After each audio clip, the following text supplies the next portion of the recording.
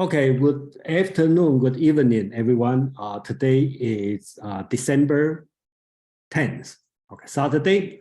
That's our 2022's last section of Asian philosophies.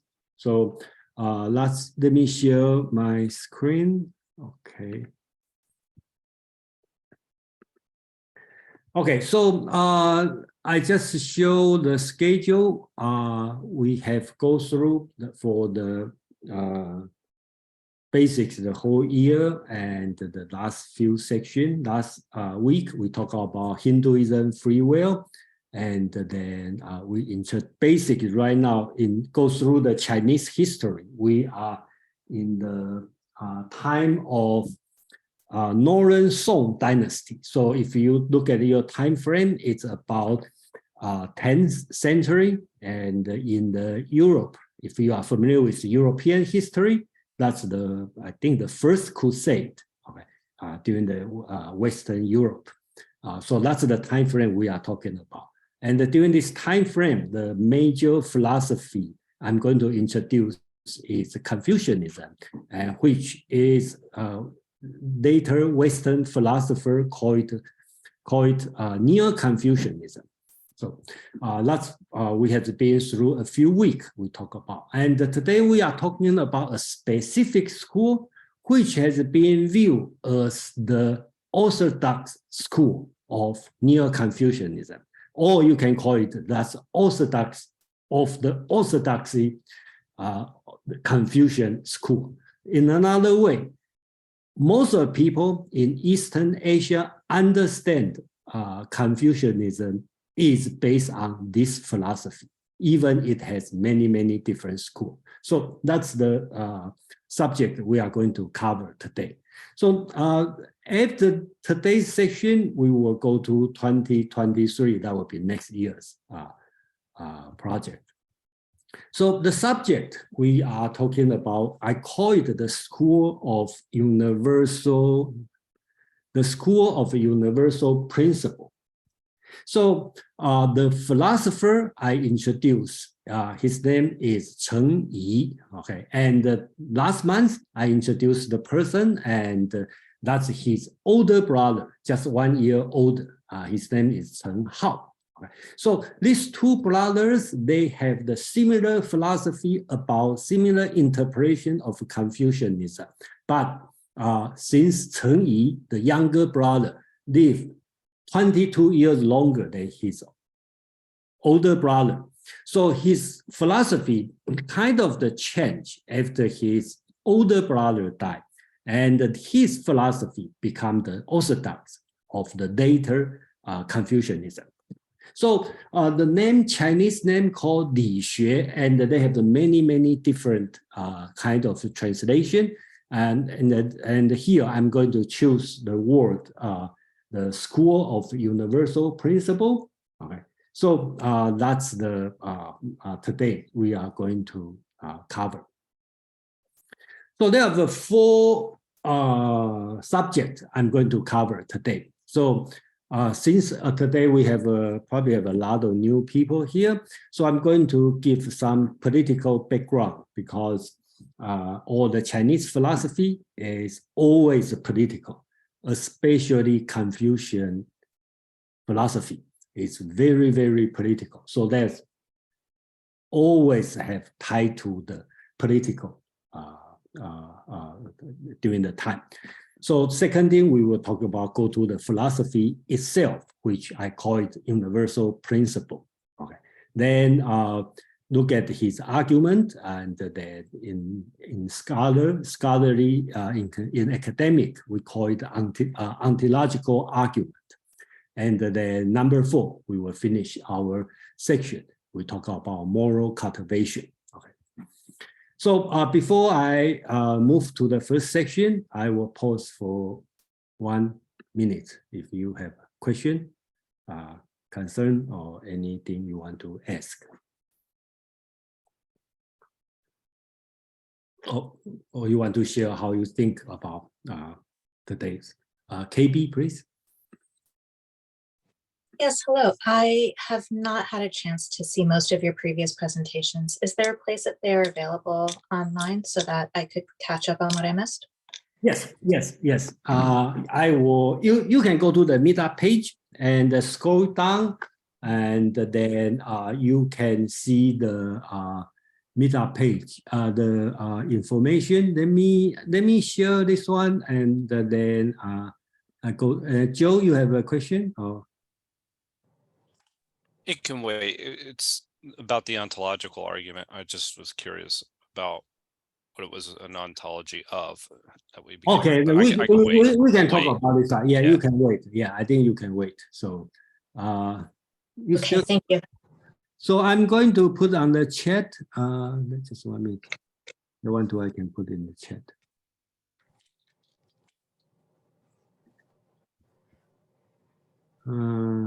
Okay, KB.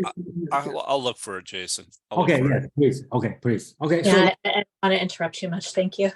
Okay, no problem. Okay, so let's move on. All right. So let's go through a few background. Okay, so if just because this kind of presentation is very difficult because I cannot expect everyone to attend every single section or know the background. So every time I want to make sure even you have no idea and then you will get something. Okay, or you already listened to the previous section and you still learn something new. So that's the challenge I have. So I will always start from the basic. So if you find out you are lost or you are not very sure, please raise your hand or let me know or let Joe know.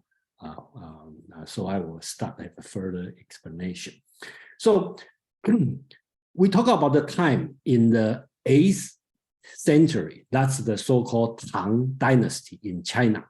That time usually being considered as golden age because that time the Silk Road is built, okay, and the Buddhism monk traveled to China. So the capital city in China is kind of international city like New York today. Okay. So it's very international, considered as the most powerful state, not only in the world and also during the Chinese history. 2,000 years Chinese history. But at about 9th century, have the so-called Anlusan rebellion and the whole empire corrupt. And as they corrupt, go to the Syria, a period we call the five dynasties, 10 kingdoms, which happened in the 10th century. So this one you can see in this 100 years, in China, you can see the map. The dashed line is today's China. That's just a small part of the south part of China.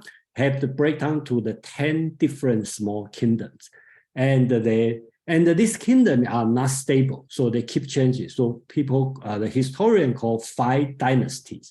That means in the capital area has been changed 5 dynasties. So that means every dynasty probably only lasts for 20 years, 25 years. So you can see the dynamic during that time. Okay. So to the 11th century, 100 years later, okay, Northern Song, historian called Northern Song. Okay, then we at that time, of course, they don't know they have another Southern Song, so they call it Song Dynasty. Song Dynasty, eventually, you can see the founder, okay, unite basics most of the south part of China. So become a united, so-called united, but only on the partially united. Okay. And they have other kingdom, but majorly on the northeast, that's called the Liao Kingdom. It's dominated by it's governed by the so-called Khitan people. In Western Europe, people at that time like to call Chinese Kansai, right? That's the time when I read Voltaire's during their writing, the Enlightenment writing, they will call China Kansai. Okay, Kansai is Liao, and which is Khitan people.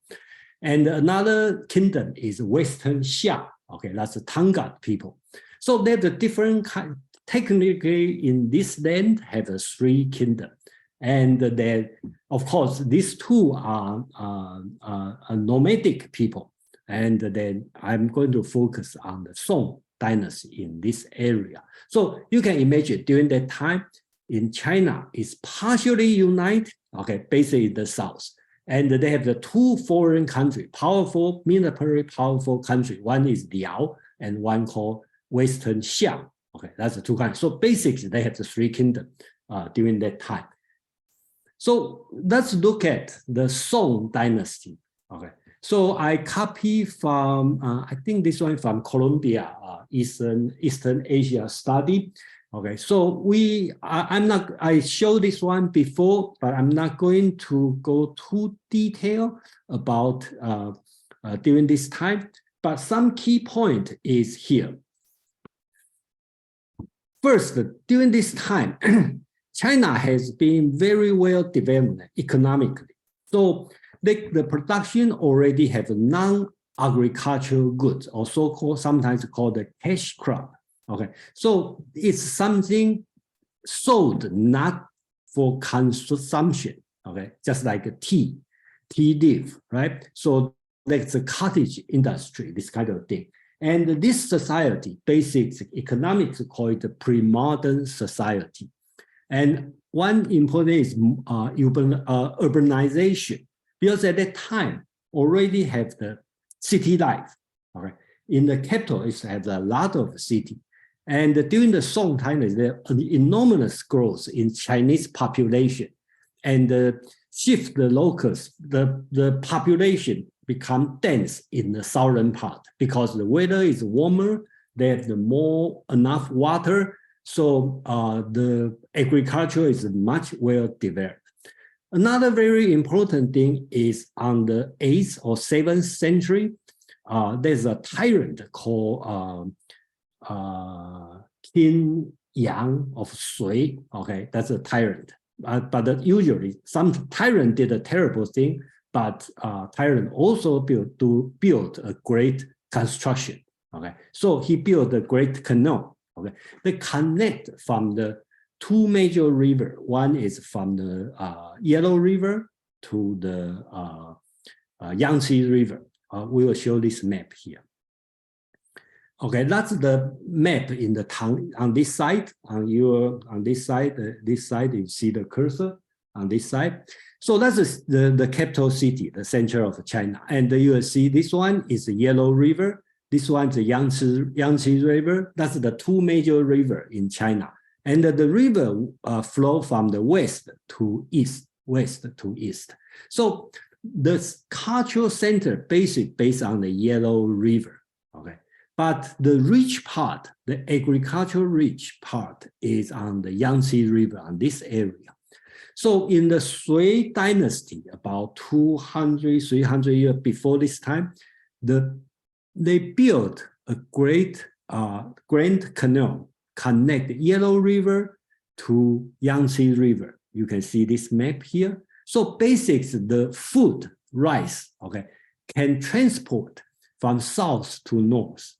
So during this time, the Song dynasty, after they unite the south part, the economic is very well. A lot of population have enough food. Even on the northern part, okay, has a foreign country, but in the southern part, it's a rich place.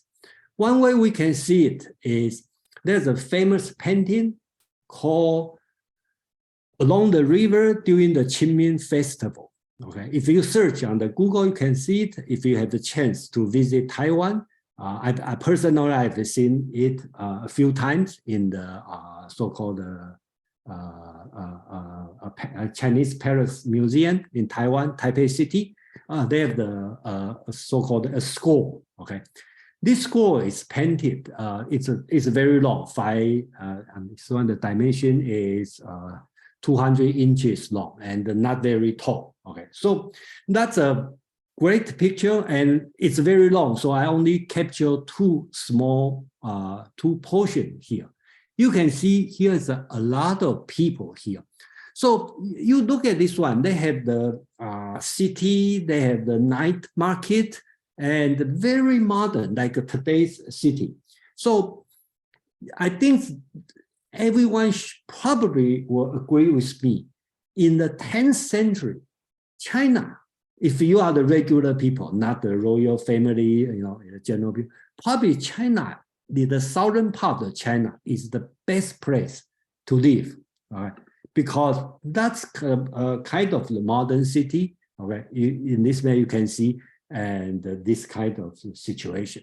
So in this way, we have to claim that's a wonderful life. But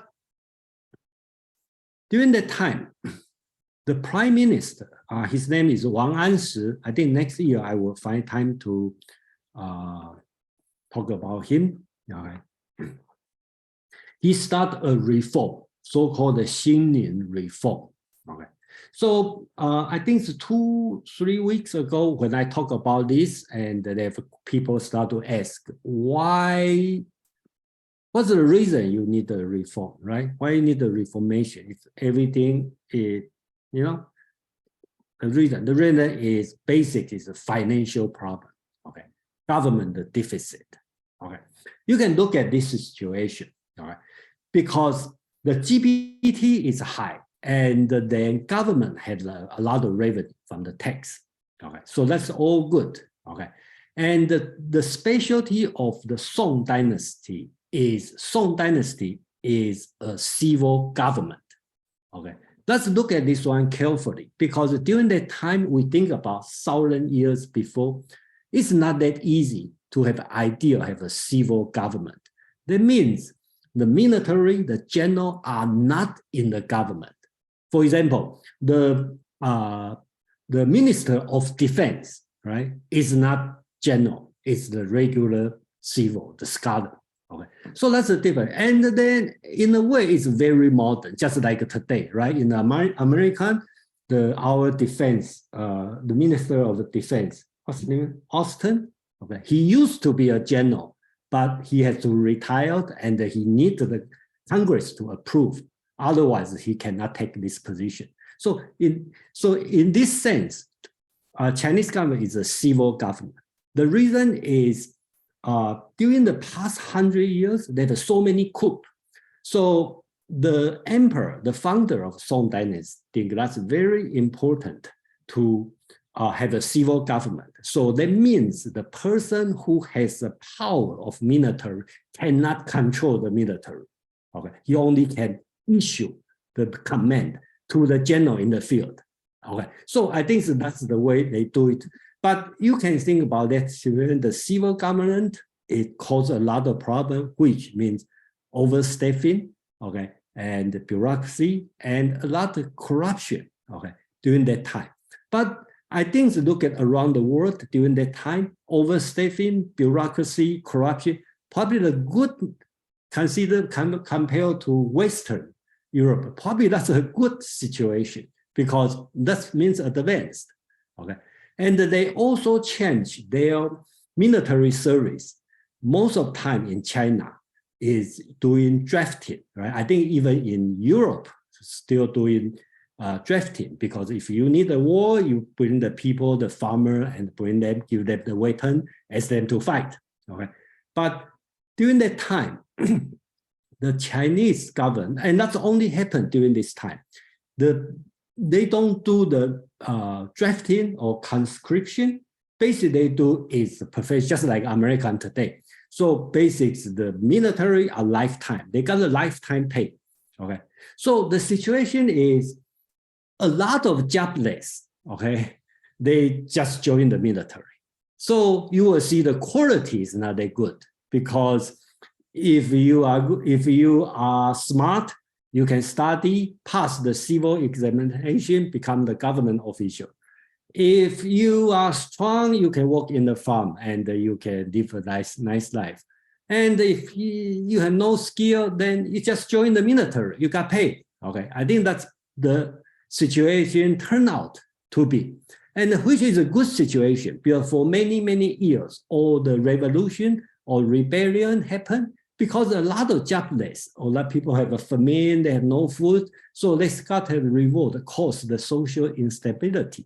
But this idea is pretty good because if you are hungry, you are nothing, just join the military. You got the pay, you got the good life. So it also stabilizes the society. Okay. And then think about it. Remember, there's a two powerful foreign country. Okay. And this kind of military is not strong enough to defend the Song dynasty. So they got smart. Their idea is to pay tribute to Liao and the Western Xia. So only thing they just pay them money. Okay. So kind of the security guard, right? You pay the security guard. So instead of fighting with them, and the government decide to pay them. So that's the situation happen. And I think in today's situation in America, so the only problem happen is you have to spend a lot of money. So government have a lot of income, but they also spend a lot, but turn out they have a deficit. But in today's concept, we may say that's what's the problem, right? Americans have what kind of, I don't remember how many deficit in rate, right? But we keep running. But at that time, people think that's terrible because we don't have enough money, okay? And that's probably the reason during that time. That's the first time in the history and probably the only time in China, ancient China, they have the paper money come out.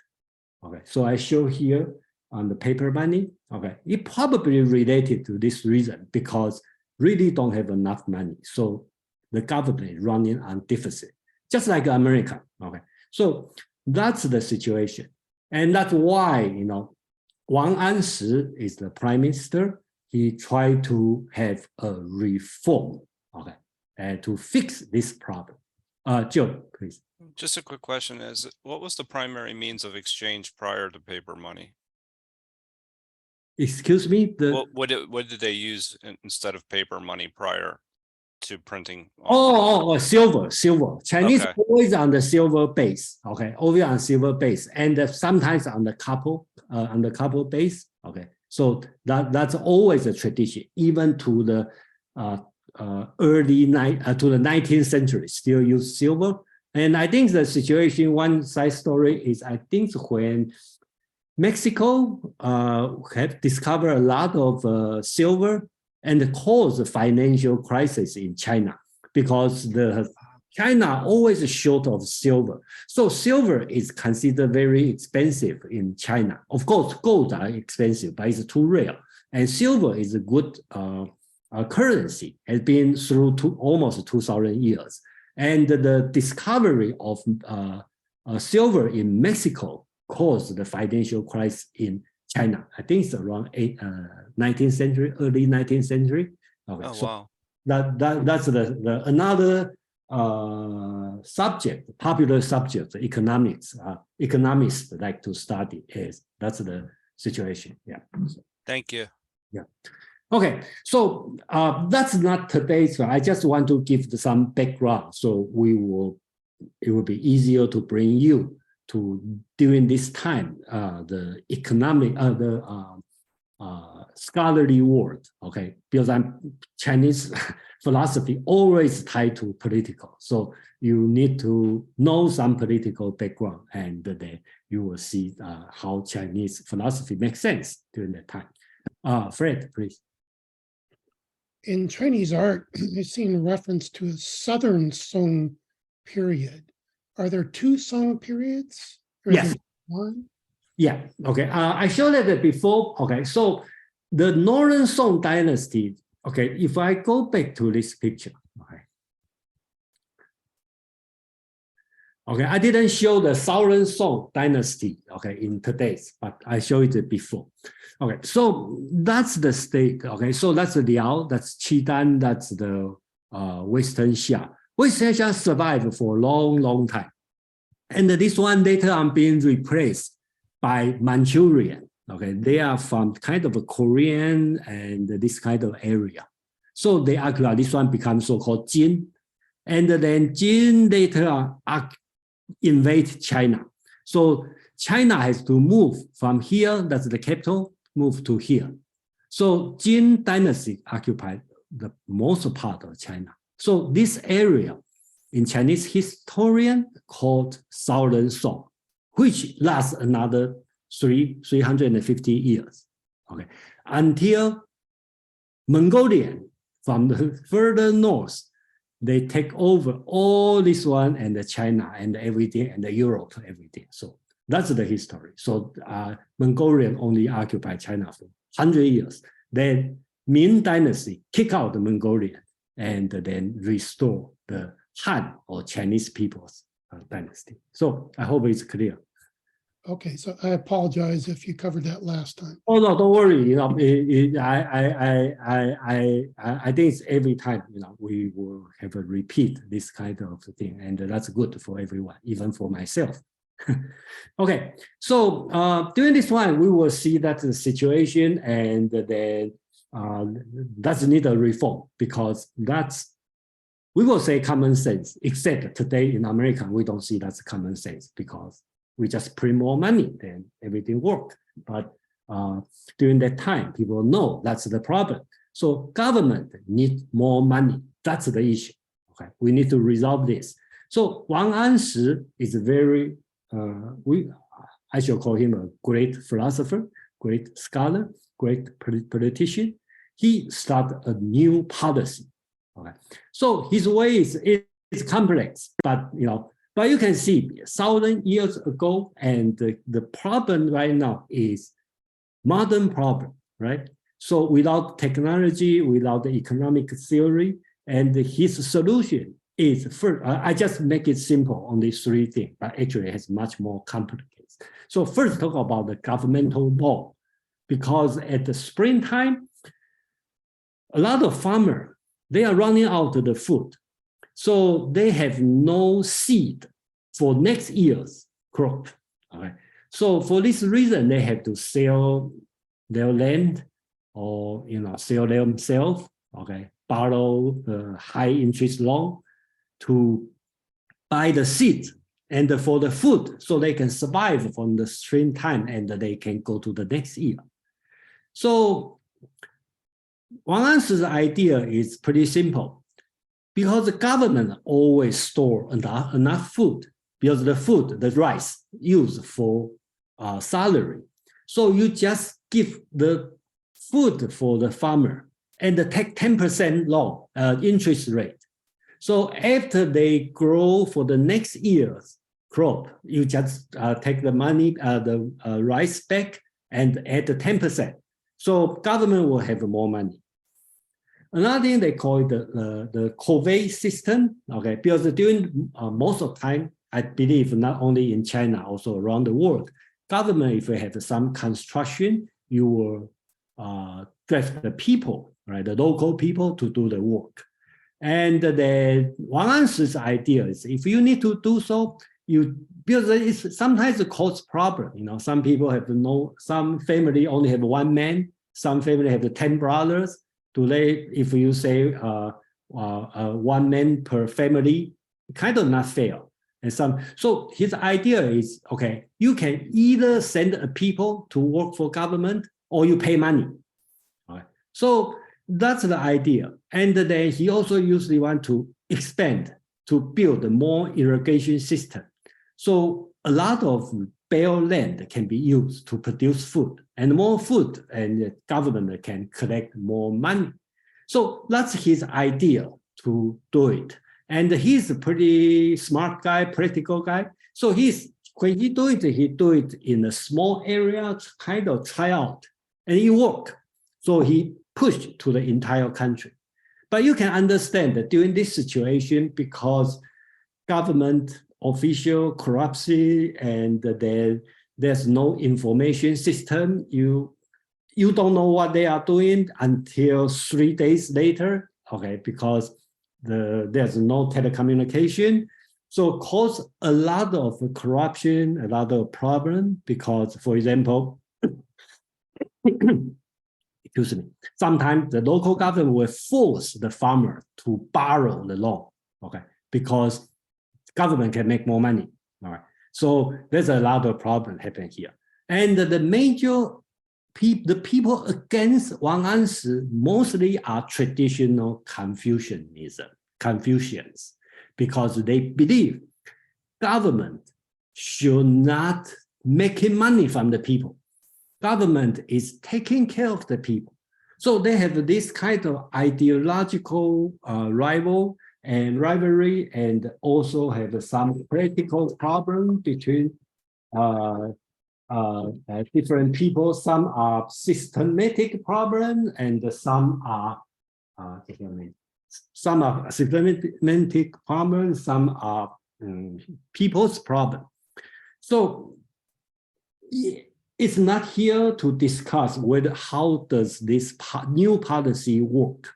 Okay, but only thing I need to say is traditional historian, Chinese historian will say it failed. All right. But I think it's debatable because I believe their opinion is biased because most are Confucian. So they say it failed. But in my opinion, personally, I don't see it fail. I see it work. And then again, the reason are the same. The person says it failed because you see, just like Fred said, okay, then later on, right, you have the Southern Song because the foreign invade, so you fail. And the Y2 says, without this, the Northern Song dynasty will not last for 300 years. It probably corrupt immediately. So we don't know. History cannot repeat. We don't know. But again, the problem is this. Wang Anshi is the person do it. And during the time, another person is Sima Guang. And he is very famous for his writing called, Chinese called 资治通鉴. And then English usually translates as 资治通鉴. Or the meaning means comprehensive mirror in aid of government. Okay, so that's a history book from the start from the Warring State about 300 BC up to the current time. So that's over 1,500 years history. So Sima Guang is the person who is tradition orthodox or so-called orthodoxy Confucian. He is strongly against Wang Anshi. So this can become a rival. So for the following history in a few hundred years, the situation has become new policy and against new policy. When the young emperor get the power, they were used because they are young. So they were, usually they are very young. So their mother, the queen mother, were in charge. So queen mother will use the old policy. But when the young emperor grow up, seize the power, you will use the new policy to kick out the old policy. So that's become the political situation through the history for about 100 years. But in today's America, we probably will say, what's the deal, right? That's a two-party system, like in England, right? They have the Whig and the Tory, right? So fine, okay. But Chinese don't think this way. So, but basically, there's become a two system. But today we are focused is this system, okay? And because the reason is a philosophical reason. Sima Guang, okay, after he died or when he kind of retired, the Sima Guang, this old system, break up to three systems. One we call it the Suo, okay, one called Shu, one called Luo. The name is a little bit complex. Okay, the name here means in the northern part, the area, west part. Shu means on the Sichuan. Okay, if you go to the Sichuan food, okay, that's the area basically dominated by the Su family. And today we will focus is on the Luo. Okay, that's we talked about for months. It's the 5 Confucian masters. Okay, so that's a, and they have some subtle difference. For example, some are like Luo. Okay, this school will focus on Mencius. and this school, they don't think Mencius are that important.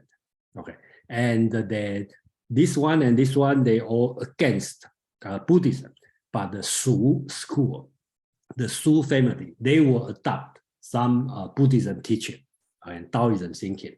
So they are different. But again, we are talking about is here, this area, okay, only the Luo school.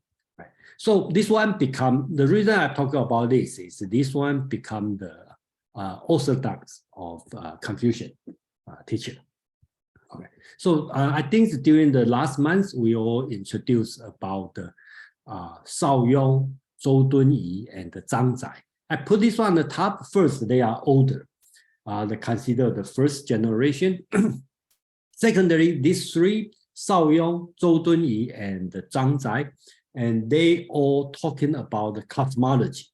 Because we will know in Confucian teaching, Confucius is very, this world, okay, they deal with this world, not care about the other world. So for 1,000 years, Confucius' lack of cosmology, okay, metaphysical, this kind of concept. So after in the 8th century, the Tang Dynasty, the Buddhism come to China, and Buddhism from India, right? So have a strong cosmology thinking, metaphysical thinking, logical thinking, which become dominant in China. So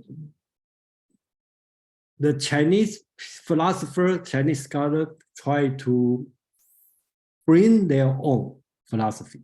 So they go dig through the ancient texts. Okay, so they have a different idea, go to the books of change, go to the 5 element, and Zhang Zai is talking about qi. Okay, I think we talked about this before. So that's all built the cosmology or metaphysical foundation. Okay. So Zhou Dunyi had a student with a brother, Cheng Hao and Cheng Yi. And we talk about Cheng Hao last month, and he's focused on the heart mind, and the Cheng Yi is going to focus on the so-called universal principle. Okay, so that's the two schools we have talked about here. So before I go further, okay, I will just give a brief review on the history of Chinese, of the Confucian, okay, a brief history, I call it a brief history of Confucian. Okay, so just like when we talk about the history of Christian, right, Christianity, right, we should know from the St. Paul, St. Augustine, Gregory the Great, John the Scot, Thomas Aquinas, the Franciscan, and the Reformation, all belong to Christianity, but they have a different thinking, right? There's no reason to say Gregory, Thomas Aquinas and St. Augustine are the same. They are different, right? Even they all same situation. For 2,000 years, Confucianism has been through many, many different change. Okay, so I just bring a quick review on this one. So before the time, before Confucius' time, we call it the Ru tradition, basics. That is the teaching of the learned people, government official, how to behave. Okay, that's so-called Ru condition. Then about the 500 to 300 BC, that's Chinese, the warring state and spring and the autumn. That's the Confucius and the Mencius teaching. That's the way today we read the Confucius Analects or Mencius. Okay, that's the teaching. And in the Han Dynasty, that's about 100 BC, a person called Dong Zhongshu. Okay, he has his own idea about the human heaven. Okay, then in the Tang Dynasty, they have Han Yu, and his purpose is bring back the Confucian teaching, okay, from the Buddhism teaching. Okay, Okay, so that's his idea. And today we are talking about is 5 Confucian masters in the Northern Song Dynasty. And the next year, we will start from the Southern Song Dynasty, which is Zhu Xi. That's the most famous. I probably will call him the godfather of Confucianism, because today's Confucianism is defined by him. Okay, so then we will move on to Wang Yangmin and Youlan. So that's all the Confucianism change through the history. And this one is just a quick review on the cosmology, because during the before time, about 200 BC in the Han Dynasty, people constantly about the cosmology, people constantly talk about is heaven, earth, and the man, and heaven-human interaction. This kind of cosmology is very primary, right? You just talk about heaven and the human interaction. There's not much philosophy or metaphysics is talking about. It's weak, let's put it this way. So in the Northern Song Dynasty, the people I just introduced, Shao Yong, Zhou Dunyi, Zhang Zai, they start to build, okay, based on the book of change. Okay, they start to build different idea about cosmology. So Zhang Zai start the Qi base, and today the subject is Cheng Yi, and he's going to so-called the universal principle. So that's the way I kind of serve as the background why we bring up the universal principle, or so-called the Di base cosmology in today's subject. So that's the first part of today's presentation, and then I will pause for 1 minute if you have a question, comment, or I hope it makes sense to bring you to the next subject.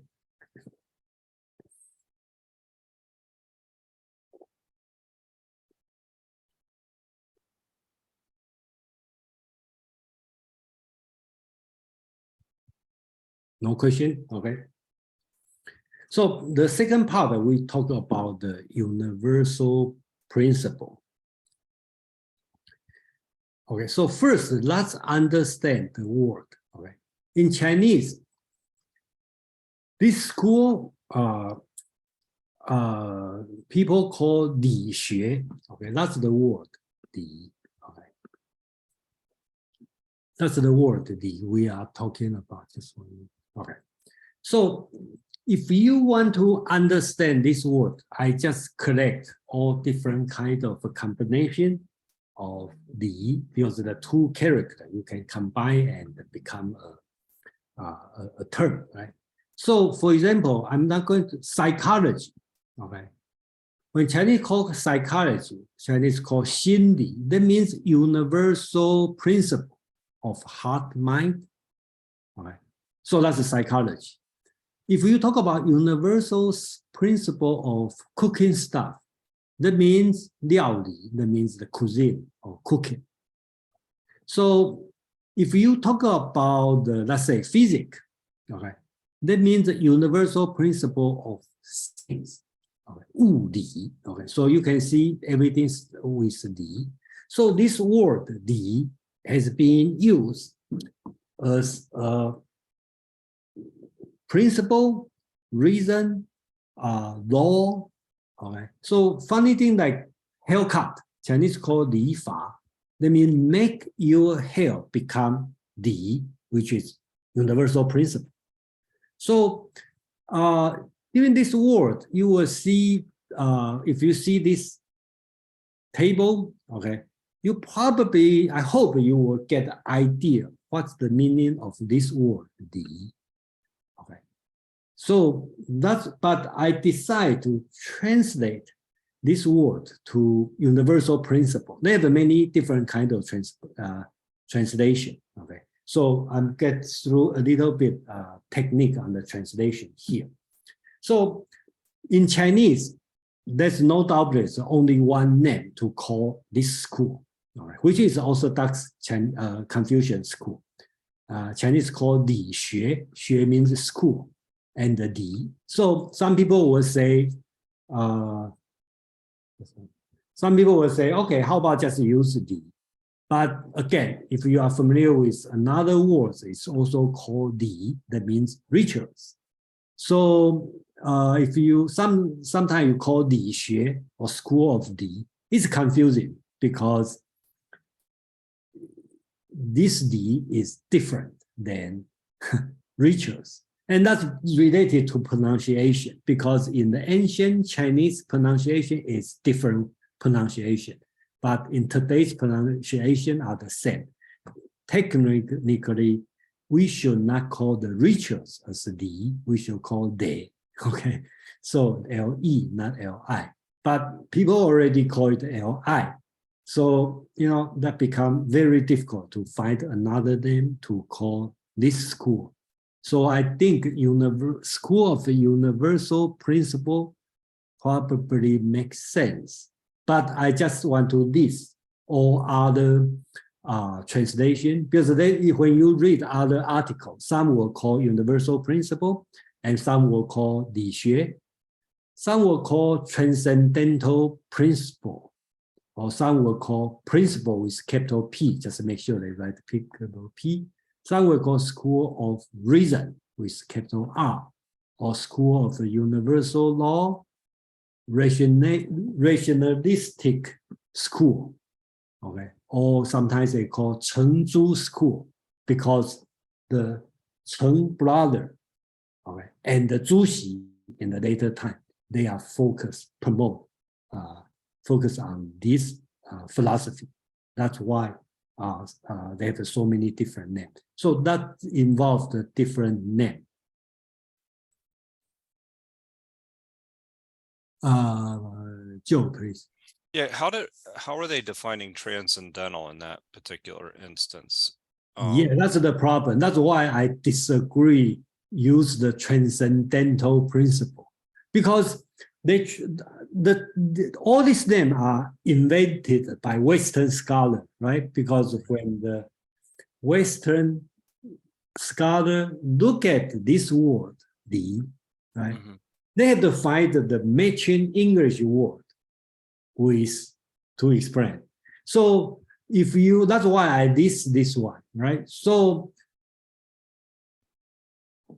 I think the reason they use transcendental, okay, is they want to separate from the regular principle. Okay, so they are thinking about they have one imaginary principle over there somewhere on the heaven, okay, which we cannot touch, but we can try to understand this one. I will show this one later. I'm glad that you asked this question because most scholars will consider this school is a Platonic school idea. Yeah, that's what I was thinking. Yeah, yes, because most scholars will say that's the Platonic philosophy, okay? Because if you put this way, it's very close. And if you through the Chinese history philosophy development, you may find out the interesting is kind of reverse from the Western, because the Chinese start from political, social, and all the way after 1,000 years start to talking about metaphysics, ideal form, this kind of principle, law, this kind of thing.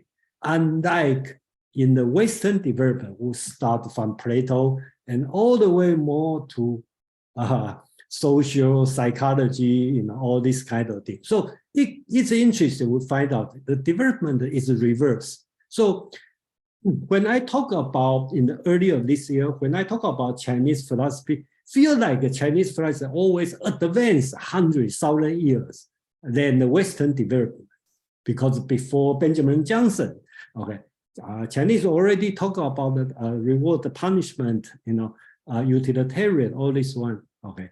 But Chinese never talk about this kind of ideal form, metaphysic, ontological idea until this time. Okay. But that idea has been discussed for 1,000 years in Europe. So back to the person, okay, two brothers, right? So today we focus on this one, the younger brother. So interesting is you can compare these two persons, right? So they are brothers, only 1 year apart. And then I talked about this one last time. The older brother, he passed the imperial examination and get a political job. Okay, get a job in the central government. Unfortunately, the younger brother didn't pass. So he worked for his older brother. And then their personality, you can see they are different. Okay. The older brother, people describe him as he can sit all day long like a statue. He was very warm and affable when receiving people. So he's I think last time I also introduced his some of his point, his writing. He shows his idea of happiness, and his view is more relaxed kind of people. His younger brother, you will see, is much more serious. Very famous thing is so-called Chinese called Cheng Li Xue. That means standing, I just translated as standing in the snow in front of the door of Cheng, okay? Because they have talking about an incident when two men requesting to be taken on his disciples.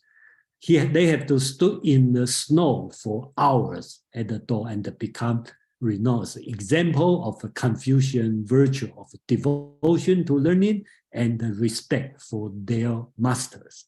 So that's a famous thing.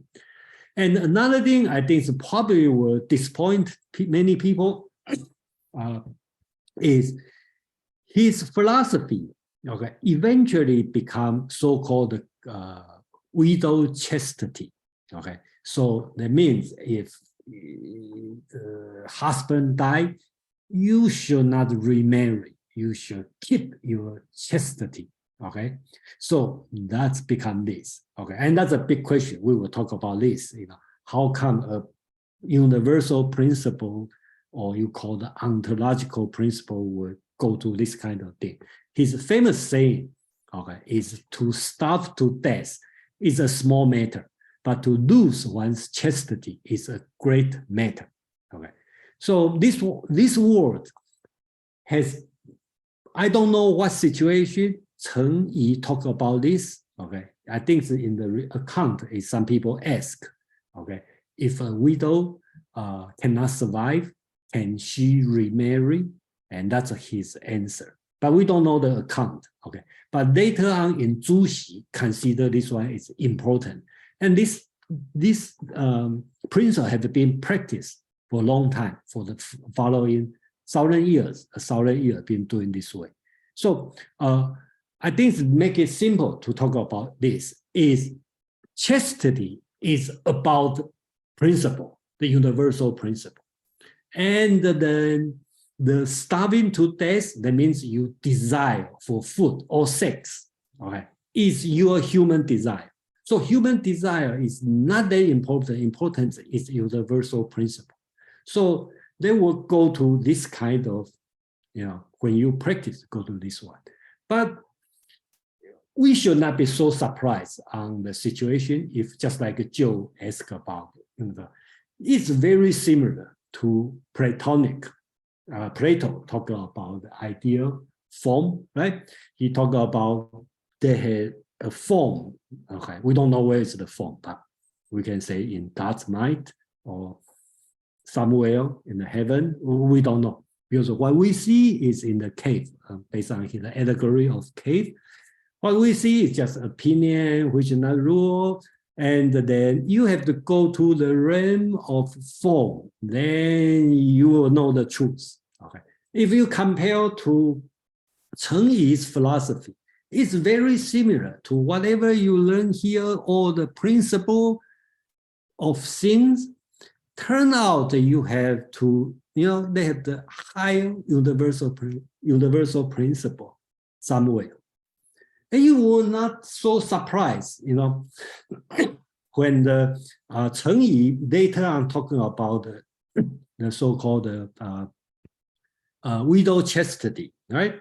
And if you look at Plato's Republic, right, he talks about philosophy king, and totally against democracy and become very cool. Well, some people think it's utopian, but in a way, it's very the 3 Dale of society, philosophy king, you know, all this kind of, in my opinion, terrible things happen. Okay, so probably we should not be so surprised. You know, this kind of philosophy, in a way, it's good. In a way, it probably has some surprise result.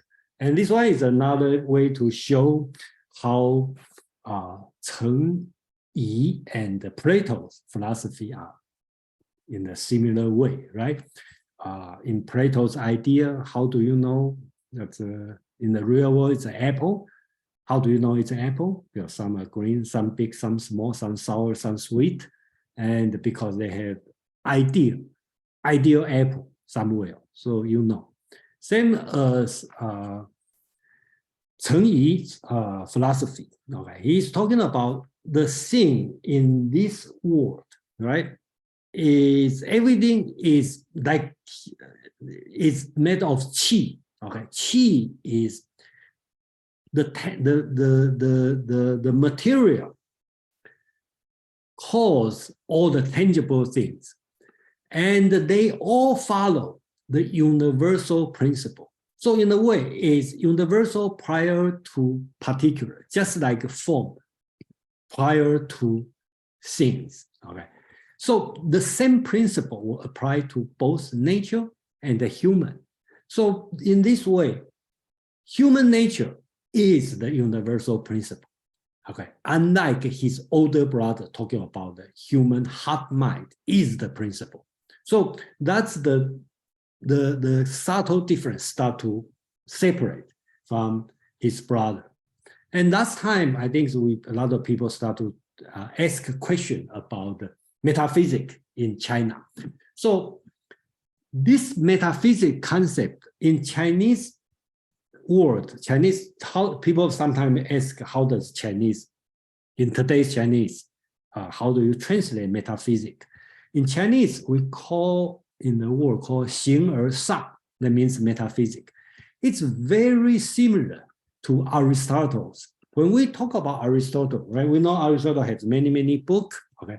And we know his book called Physics, the book called Metaphysics, right? So what's the difference between physics and the metaphysics, okay? So that's a easy thing to talk about. Physics is in here, right? You talk about Newton's law, gravity, chemical reaction, they all physics, okay? And environmental science, they all physics. And the thing beyond this, talk about God, soul, okay, religion, belief, they all metaphysics. So that's the way Aristotle separate. I don't think Aristotle has this separation, but in the Western, when they discover Aristotle's physics, and after that, they have appendix, right? Other writing, which is different than his physics, and the scholar call him metaphysics. And that's the thing defined today we call metaphysics in English.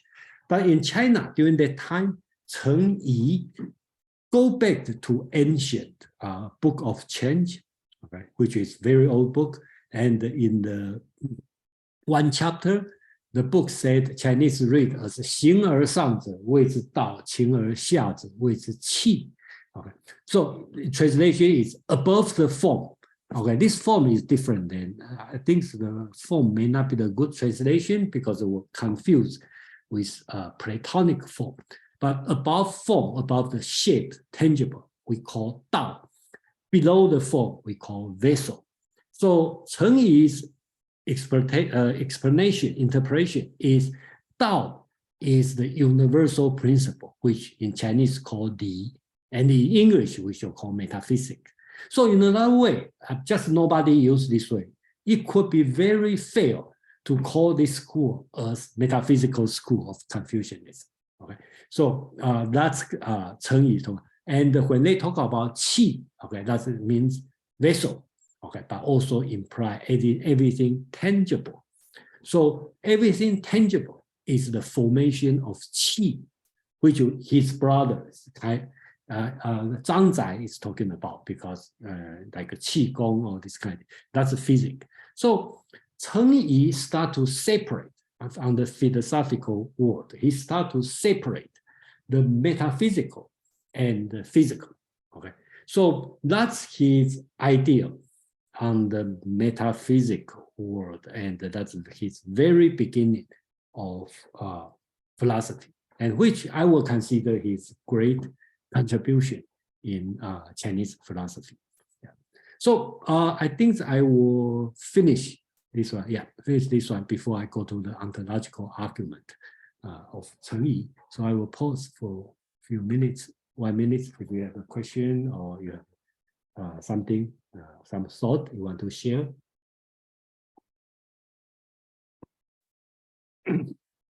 I hope his idea about the Plato, compare him with Plato, that's not just my feeling. Okay? I think like Joe probably already have this kind of feeling, and if you search in the internet, most scholars will call him Platonic. And in the later time, next year, I'm going to talk about Zhu Xi. On the book I follow, Feng Youlan's short history of the Chinese philosophy. Basics will be, I think the title he called is,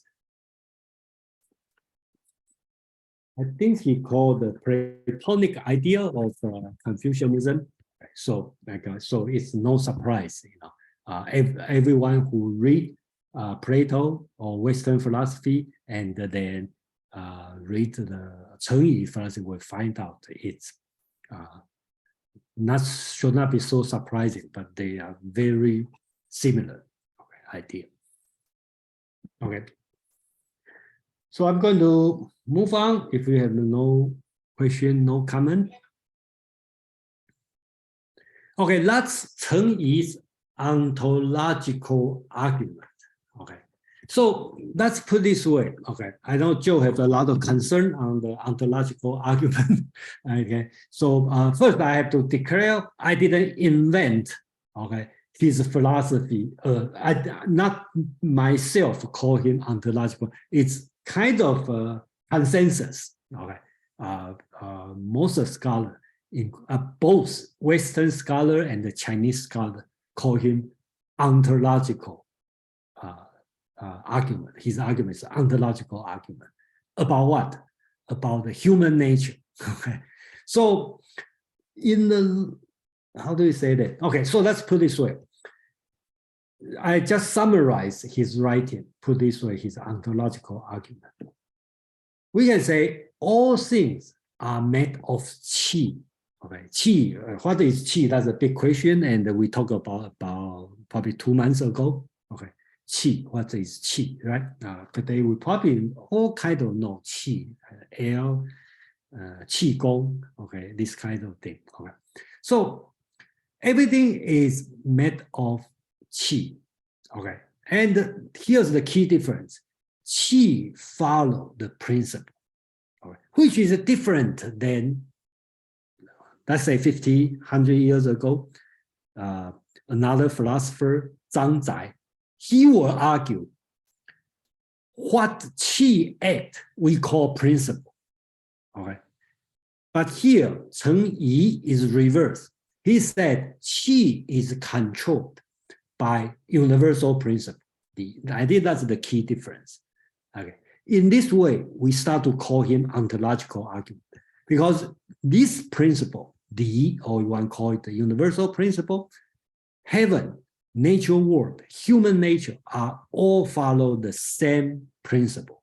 That's the word I introduced at the beginning, this Chinese word, di. Okay. So this universal principle, what we call di, is the Tao, which is good. All right. So in this way, he argued human nature is good. Okay. Let's make it about the human, just like in the Western philosophy, people kind of always try to prove the existence of God, free will, and talk about the immortality of soul. And the Chinese philosophy for 1,000 years, people like to discuss human nature. Okay, just give a quick review. Right, in a long time ago, Mencius, argue human nature is good, and another Confucian scholar, Xunzi, argue human nature is bad. Okay, so we need richer education to correct the human nature. So that's the argument for a long time. But after, I think after 100 years, people all agree human nature is good. Okay, so human nature is bad. People don't talk about this anymore because they will go to the legalism, and legalism is terrible according to Confucian's scholar. So forget about human nature is bad, because human nature is bad will lead to legalism, and legalism is terrible. Okay, that I'm not saying I agree. I just say that the Confucian scholar will think this way. So since human nature is good, and then we have the problem, right? Just like in Christian will say God is benevolence, is all good, is the best of the best. And where is the evil coming from, right? So that's a big question. Same as human nature is good, and where's the bad people coming from, right?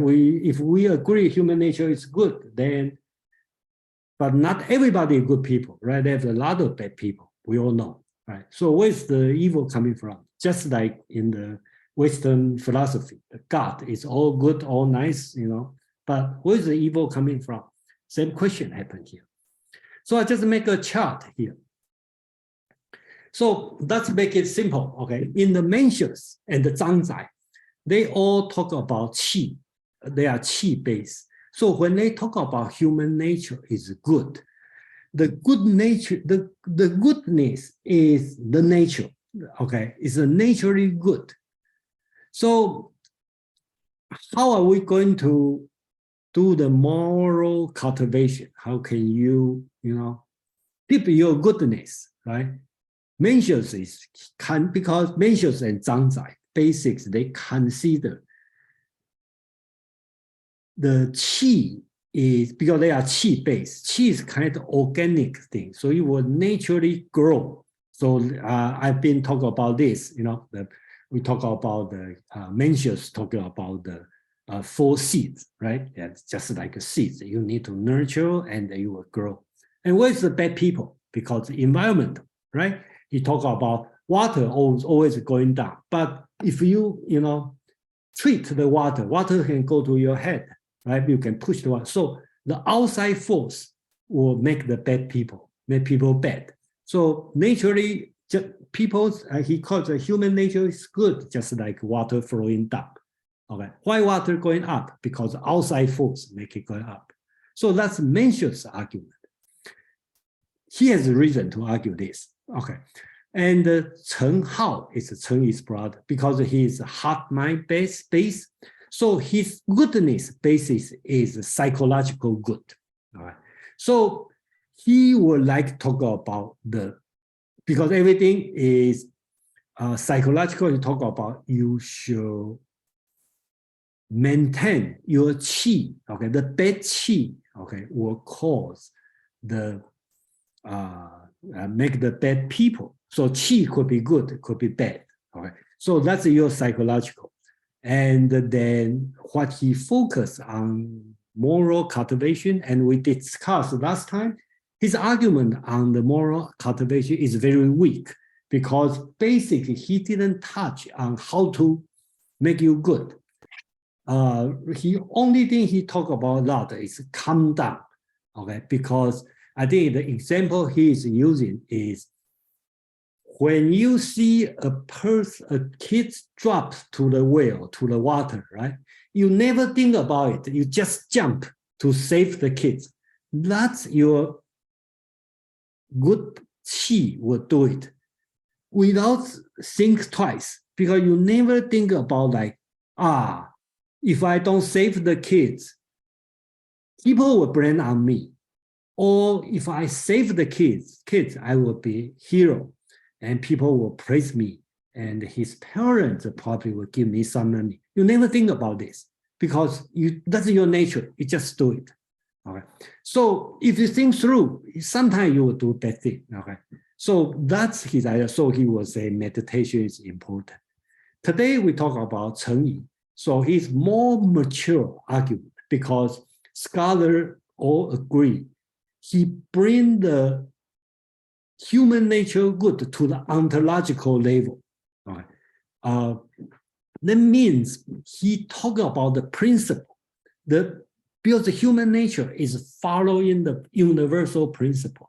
And the universal principle is Tao, and the Tao is good. Okay. So where's the bad people coming from? Because the human desire, he doesn't want to call it nature, human desire are bad. You desire for food, for sex, for money, for social ranking, for comfortableness, and for a lot of things. That's human desire, that's bad. The good thing is your principle is good. So in this way, his moral cultivation is much stronger, much practical in this way. I will talk about in the next in the next part is moral cultivation. That's why. That's one of the reasons he become orthodoxy, because it's easy to implement his plan. So he talk about the knowledge to study, experience, talk about respectfulness, talk about sincerity. So here's a step-by-step way to do the moral cultivation. Joe, please. Yeah, I was just doing a quick comment. I mean, I like the idea that you're talking about the practicality of it, because it almost reminds me of a kind of a Stoic approach, where you're looking at the basics of your desires, and then your knowledge and study and your experience and your ability to apply reason is your ability to control your desires. And there are universal principles, which are virtue is the only good in that particular instance. But it's a very similar practical way of looking at the world. Anyway, that's just a it's a comment. That's just a comment. Yeah, thank you for your comment. Any other comment, suggestion, or question, or anything you want to share? Sebastian? I know we're putting this thought of desire aside and making it a human reaction or action, but isn't it the desire that we have to follow the way or the Tao? Isn't that a desire? No, it's not desire. All right. If it's not a desire, then is it something that we're born with? In other words, is it apart from, if it's supposed to be nature and we are now human or human nature, then it goes somehow to say, if I want to follow something, I have a reason to follow it, a purpose to follow it. And if you do, if you go away from it, I guess the word desire bothers me in that I don't understand what they mean by desire. Does it mean a longing for, or does it mean something that I have to attain? I think that's where I got lost. Yeah, okay. I think that's always a problem when the Western look at the Chinese talk about desire. I just have to make a very rough distinction. Desire is bad in Chinese. Okay, that's put this way. They put the words called yu. Okay, that's all bad. Sex is bad. Food is bad. Okay, looking for wealth is bad. Looking for ranking is bad. They all bad. So what's the good? Good is the principle. So you don't desire to follow the principle. You cultivate moral cultivation. Then your mind will automatically go to the principle, the universal principle. Okay, so we talk about the extending your knowledge, investigating of things, with respectfulness, sincere in your mind. Okay, we will talk about in the next part. We'll talk about the so-called great learning. That's the way to cultivate. It's not desire. And you may say, oh, that's the desire because I have to, but unfortunately, Chinese word desire, yu, probably doesn't mean this one. Okay, you have to kind of separate down for example, the kids about to drop to the river or well, right? You will jump to save the kids. You don't have the desire to save the kids. You don't do the calculation. Then you save the kids. It's, maybe he is his father, probably not a good guy, and that's his person. So you don't think about this. You just go to jump. And why you are doing this? Because you have this kind of quality, right? Sincerity, respectfulness, all this kind of thing. So that's the way they're talking about. So it's basically a choice. Do You have can a say choice? it's a choice, yeah. Okay. You can say it's a choice. Okay, thank you. Yeah. So bring this one, because since talking this one, I find out it's a very surprising coincidence. Okay. Saint Anselm. Okay. He was born in exactly the same year as Cheng Yi. Okay. And that he died 2 years later than Cheng Yi. Both of them lived for a long time. Both of these two great, we should call great, I'm not sure. Okay, scholar, they all being called by the philosophers ontological argument. Cheng Yi being called ontological argument of human nature is good. And then Saint Anselm being called ontological argument of the existence of God, right? So I don't want to go to the detail on Saint Anselm's argument, but basically his argument is that God is a being beyond which no greater can be imagined. So some fool, he based on the Bible, Old Testament son, right? The fool say God only, there's no God, God only exists an idea in mind. And since you have the God in your idea in mind, you can imagine God in your idea and as well as in reality. In this kind of thinking is greater than God only in your mind. So for this reason, God exists. Okay. So that's his argument, Saint Anselm argument, and we call it ontological argument. So in another way, Saint Anselm talking about God as the being itself, not a kind of being.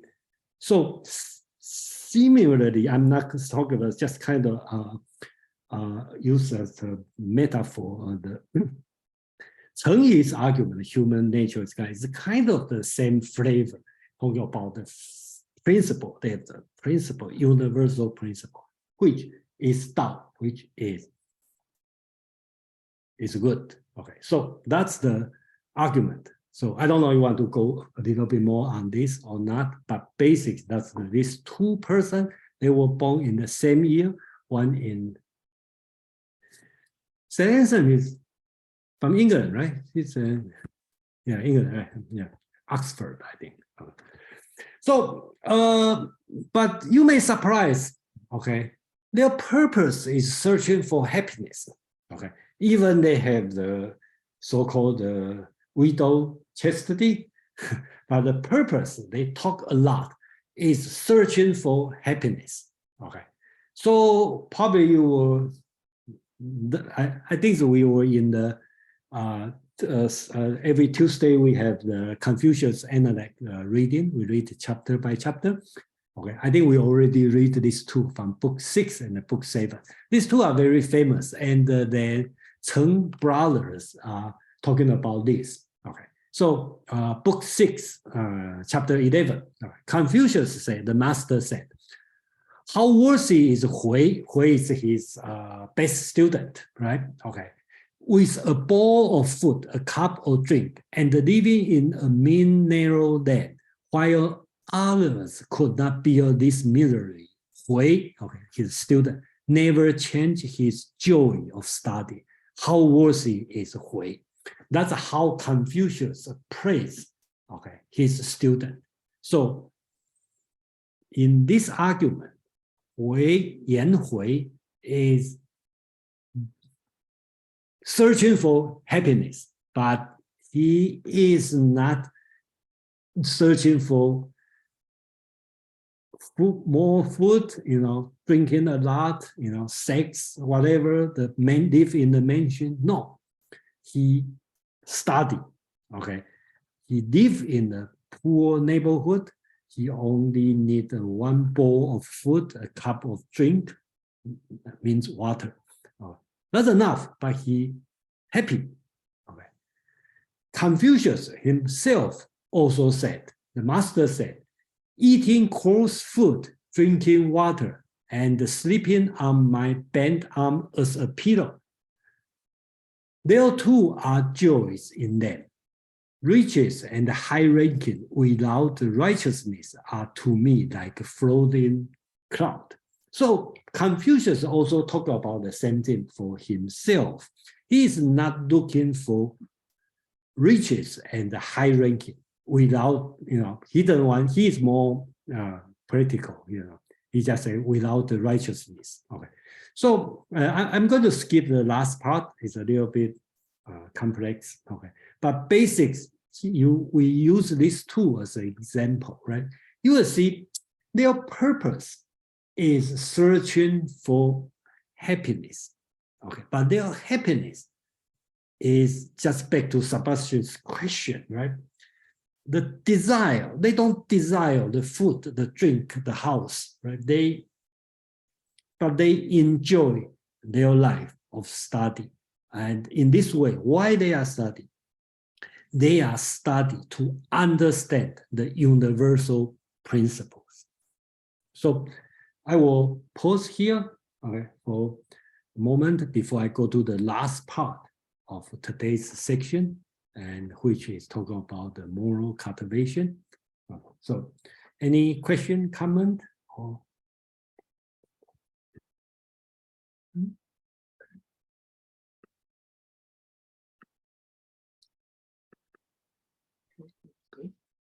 Okay, so we'll go to the next part.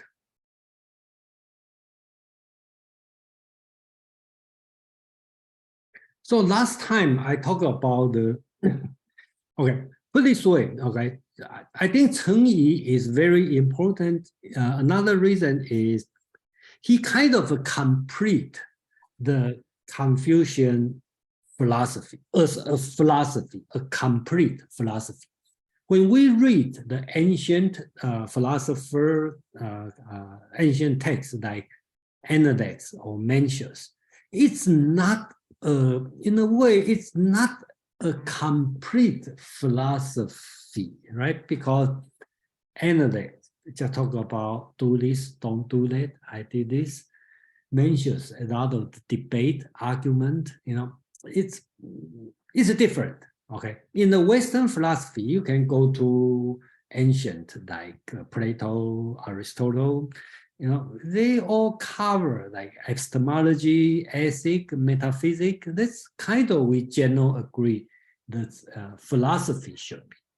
But these three fields is not my invention. It's common in the Chinese scholar. We'll talk about Chinese philosophy. The field they will talk about is ontology, moral cultivation, and the theory of realm. Okay, these three kinds of field. So last month we talked about Cheng Yi's older brother Cheng Hao. He's talking about the mind heart. Only thing he talked about is in this area, the theory of realm. He talking about everybody have this kind of heart can reach the sagehood. So sage is no different than myself. We are the same. Only thing is you need to go back to your heart. That's his brother. So it's a great philosophy, but the situation is, I think last time I faced a lot of questions. People start to ask me, how? You say you are the same as a sage. How am I going to do this way, right? He didn't talk very clear, only say, calm down, go back to your mind. So turn out that he did a lot of meditation. So basics, his older brother's philosophy, even he reject the Buddhism teaching, but basically he borrowed the Buddhism idea, right? Meditation, that's the thing he followed. In the Buddha's teaching, everybody can become a Buddha, okay? So he just swapped the term, right, from Buddha to the sage. Everyone can be the sage, okay? So his older brother just talking about the great idea, you can do it, but he didn't tell you how to do it. And Cheng Yi, his younger brother, living 24 years after his death, had the room to further develop the philosophy. So ontological argument, we talked about already. He talked about human nature. He bring the human nature is good to the ontological level on that. So, and right now we are going to talk about his most important part is the moral cultivation he is talking about. So I don't know, is anyone here on the first section in this year? When we talk about great learning? No one here. No one was here. Nobody, probably nobody remember. That's true. Joe, are you here? Okay. But I because don't think so. yeah, because this year, 2022, when I started, I just randomly pick. I just decided, we probably use something traditional text to read. So I picked the Great Learning. So we read the Great Learning for the whole section. So it's great. Today is the last section for 2022.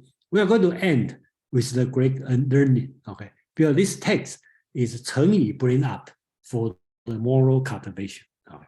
So basically, he talked about three things important. Okay. Living with respectfulness. So he talked about living with respectfulness is one of the most important way for cultivating the mind in order to conform with the universal principles. Respectfulness appears in analects as the attitude one assumes toward the parent, ruler, spirit. It includes both emotion, reverence, and the state of self-possession, attentiveness, and concentration. That's the personal cultivation, personal training you need to do on your mind. Then he talked about investigating things.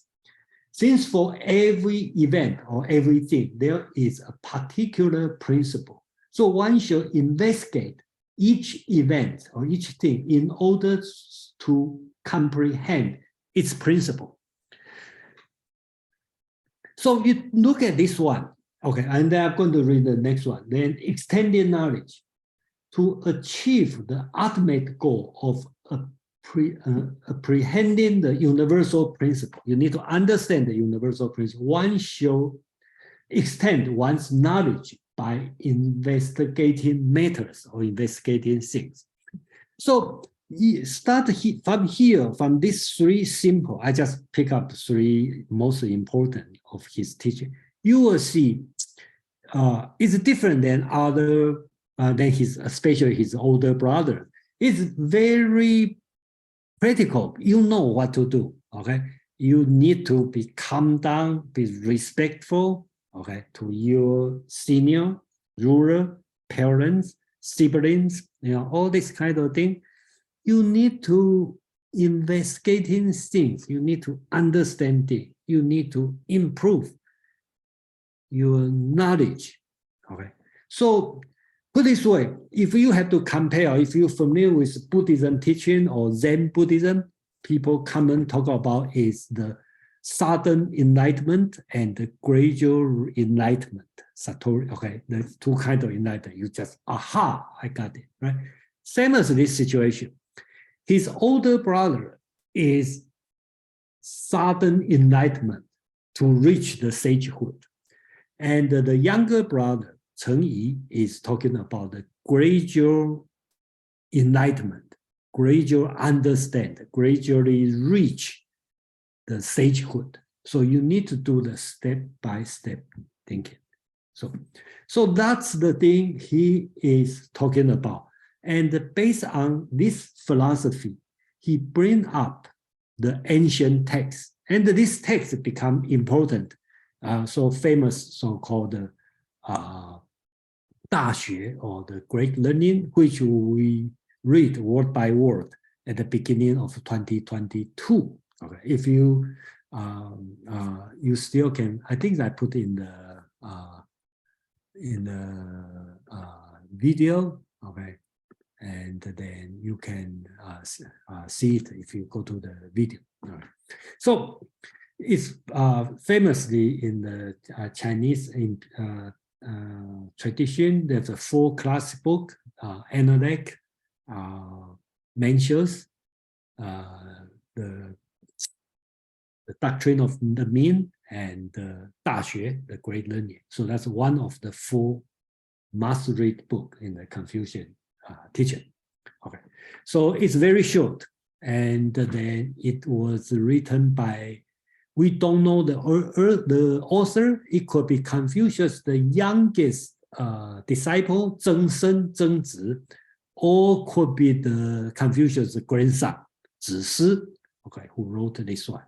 It's being considered as the beginner's handbook. So you want to learn Confucius, that's the one, the first thing you need to learn. That's why I picked as the first reading in 2022. Okay, January 15, I think I started this one.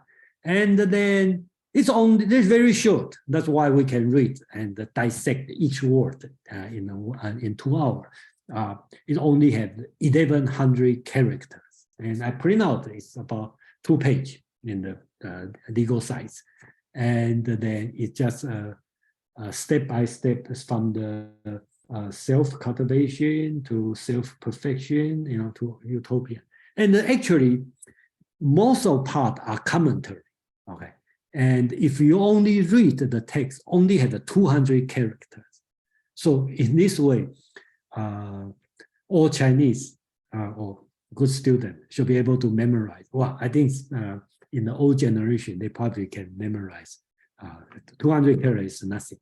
So for the people who willing to learn. So I'm not going to read the all of thing, but I just want to bring the subject on this. Okay, talk about 8 steps. Okay, so in Chinese we can 格物致知、诚意、正心、修身、齐家、治国、平天下. Okay, so that's like a mantra. Okay, so you just have to read. So in English, that's I try to translate. Okay, investigating things, extending knowledge, making intention sincere.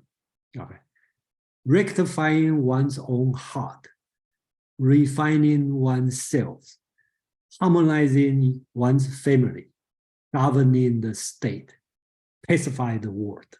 Okay, that's from the beginning, from the investigating things, all the way through to pacify the world. So you have international responsibility to the well, of course, during that time, the Chinese scholars, Confucian, talk about the world, they talk about China, but basically talk about your known world, from the small things to your heart, to your body, to your family, to your state, and to the entire world.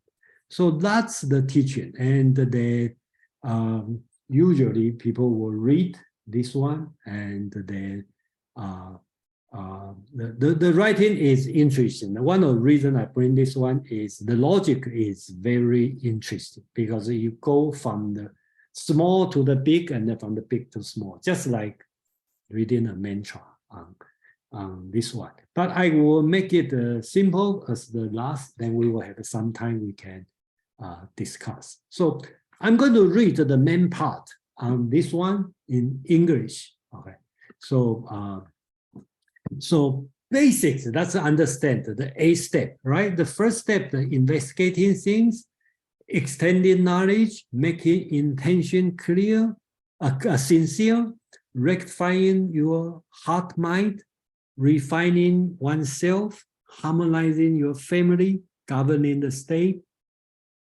pacify in the world. So that's a step by step, but you may ask, what each one means. Then that's another question we should discuss.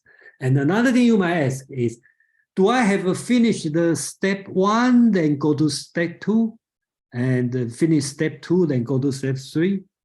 Or it's working on simultaneously? We don't know, because the logic is very confusing in this way. But I'm going to read it, then you will find out. Okay, Joe, please. So this is very, I had read a quote, and I guess it may not be accurate then, from Confucius that says, to put the world in order, we must first put the nation in order. To put the nation in order, we must first put the family in order. To put the family in order, we must first cultivate our own personal life. We must first set our hearts right. Yes. So this is Neo-Confucius then. It's No, not no, Confucius. no. Okay. Yeah, yeah. Okay, let's put it this way. First, Confucius didn't say this, because you Okay. don't find it in anything. Okay, Confucius' grandson, or Confucius' youngest disciple, Zheng Sen, wrote this text, Okay. which is about 500 BC, right? About that time, right? This text is existing for 1,000 years, but during this time, Cheng Yi bring up, okay, they say, okay, that's what I say. We need to understand all the Chinese, especially Confucian scholars, except Wang Anshi, who is different, okay, who do the reform. That's why Chinese political is hardly have a radical reform, because everything, even you have a new idea, they try to dig through the old text to say, hey, you see, they talk about this. Mencius was writing long time ago, 300 BC, but people know it, people read it, but never think that's that important like today. Because during the, I think his old Zhang Zai, right? Zhang Zai, he talked about qi. He started to bring Mencius in. Say, Mencius talk about qi, talk about this one, right? So Mencius become important.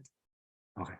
And then in this time, we talk about Cheng Yi. He has ontological argument, which about human nature is good, which is matched with Mencius, and Mencius has been bring up to the table. That's fine. And right now he talking about moral cultivation. All right. So he talk about these things. That's his word. Living with respecting, investigating, and extension knowledge.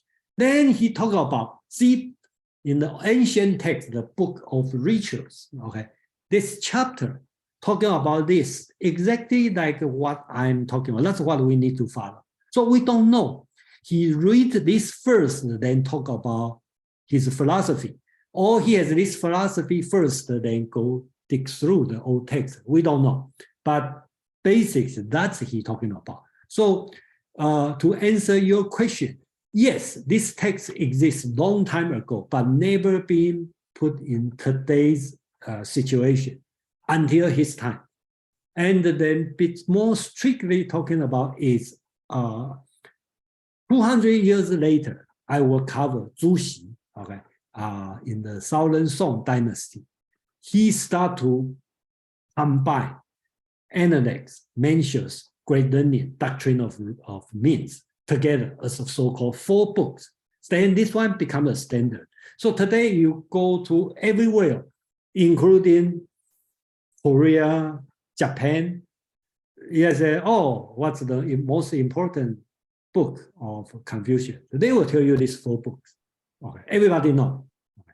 Just like you talk about Bible, you always have the Old Testament and New Testament. You will not bring other book. So that's it. So, Fred, please. Thank you.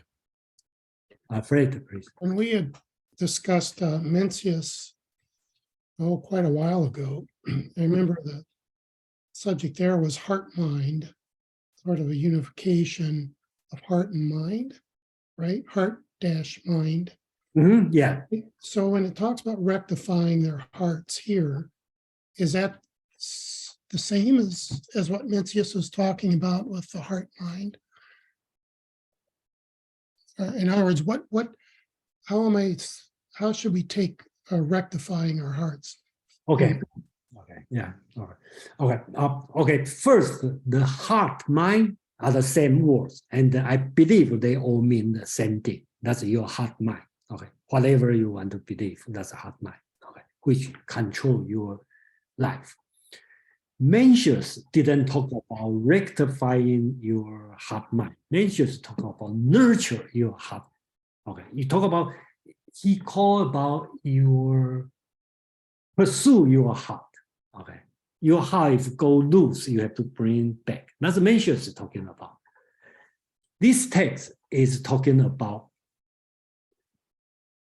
rectifying, make it correct. If I want to make it correct. So remember, this text is written before Mencius, right? It's written about 50 years after Confucius' death. Okay, Mencius is probably 150 younger than Confucius. So Mencius is later. Okay, so they don't. But Mencius is not, because Mencius also learned from Zisi, which could be the author of this one. So they are in the same line. So they are talking about kind of the same thing, okay, in this way. So I hope I answer your question, Fred. Yeah, okay. I think I need to go back and refresh myself on Mencius. Actually, this is really good because it highlights that I need to go back and refresh my memory on everything you've taught before, because it recapitulates everything. Yeah, but I'm glad that you ask, because just like I mentioned, the difficulty of this kind of meetup is unlike in school, you can ask people to come every day. But I want to make sure I have a continuity from the previous. And I also want to make sure people not join the previous section still can get something from today's section. And I'm glad that you asked this question. Yeah. Thanks. Thank you. So let me finish this one. That's the last thing. And then we will have 15 minutes to discuss on this one. So basics, because I want to make it as a perfect ending for 2022, because we start from here and I will finish here. And I hope next year I start from Zhuxi. And they have another 1,000 years history of Chinese I can cover, and we will end with Zhuxi for some way. Okay. So basically, we talk about 8 steps, right? So the text, I like you pay the attention before you go to the detail, like what do you mean rectified in your heart mind, right? What do you mean harmonize it? So let's kind of look at the logic here. It's because there's been debate, you know. I think so when we talk about Wang Yangmin, he kind of questioned on this. Well, investigating things, then you go to extend your knowledge. But how many things in this world I have, right? I spend my whole life, I will stay here, right? How can I go through this, right? So when are the time you are moving here? So let's look at through this text, okay? Remember, if you read Plato's dialogue, sometimes I think most of people complain about this. Right? Plato is like, come on, can you make it simple? Plato keep long again and again, usually use Socrates, again and again, and then we lost. I think the reason is they don't know the syllogism, which is from Aristotle. Okay, Aristotle make everything much simpler, so you know some primary conclusion, this kind of concept, and same as Chinese philosophy, because the logic is not that clear. All right, so let's build through this one, and I'm going to read through, then we can discuss. So the text, the main text, read like this. I translate to English. Okay, wishing to manifest the illustrious virtues through the world, they first govern well the state. Okay, so this one is talking about the pacify the world. Wishing to govern well the state, they first harmonize their family. Wishing to harmonize their family, they first refine them, the self. Wishing to refine the selves, they first rectify in their heart. Actually, it should be heart mind. Wishing to rectify in their heart mind, they first make their intention sincere. Wishing to make their intention sincere, they first extended their knowledge. Wishing to extend their knowledge, they first investigated things. Then go to things being investigated, only then did their knowledge become extended. Knowledge being extended, only then did their intention become sincere. Since intention being sincere, only then did their heart mind become rectified. Heart mind being rectified, only then did selves become refined. Self become refined, only then did their family become harmonized. Family being harmonized, only then did the state become orderly governed. The state being orderly governed, and then only then did the world be pacified. So that's it. So I think I shall end the section here. Okay. So basics, that's the Cheng Yi talking about the moral cultivation. He bring back the ancient text and talking about the step by step. You will say, from the so-called handbook. Okay. So technically, based on this teaching, you will know, okay, from the beginner to take care of the entire world. So that's the philosophy, and that's I would call it the birth of Neo-Confucianism, because it became a complete philosophy. And 200 years later, Zhu Xi is going to take all this teaching and combine together, and he so-called the godfather of Confucianism. And that's what we know, okay, including most of the Western scholars, when they talk about Confucianism, is talking about Zhu Xi's Confucianism. So I will end the section here, and then let's give a few minutes to discuss, and then if you have a question or something, okay, so welcome. Yeah. Any comment, question, and suggestion? Fred, please. Let me defer to Joseph. I don't think he's talked yet. All right. You go first. Joe talk enough. Okay. Actually, it refers to your prior slide here, your last slide, if I remember correctly. But what's one of the things that's impressive here is the effort to harmonize these different levels here. The investigation of things, and that leads to extending knowledge and defining your intention, rectifying your heart, and then refining yourself. In Western philosophy, it seems, in contrast, there's enormous emphasis on self-knowledge, self-consciousness. So that the sort of the parts leading up to the hearts being rectified, and from that, moral refinement is defined. And then there's this big gulf, and then there's philosophy about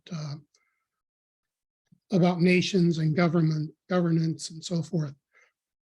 But there seems to be a striking gap in a lot of Western philosophy where you won't find anything about families, for example.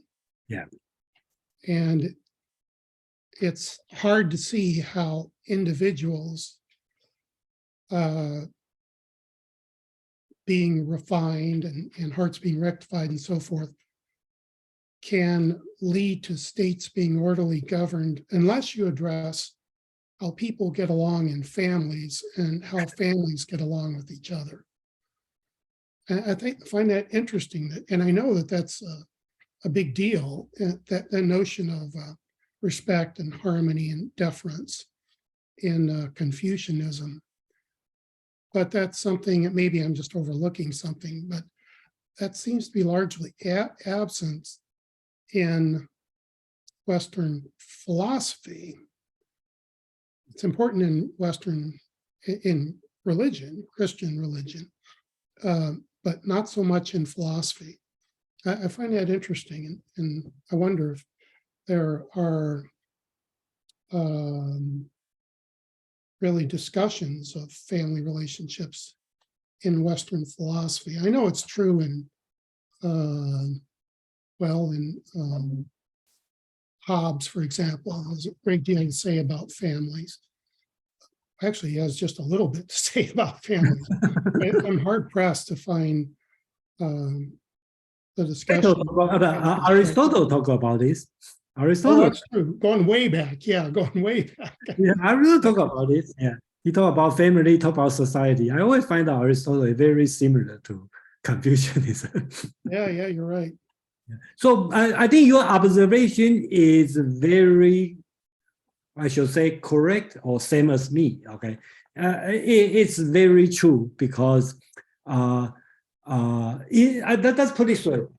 Just make it very high level different between Western, and there's a lot of discussion on this.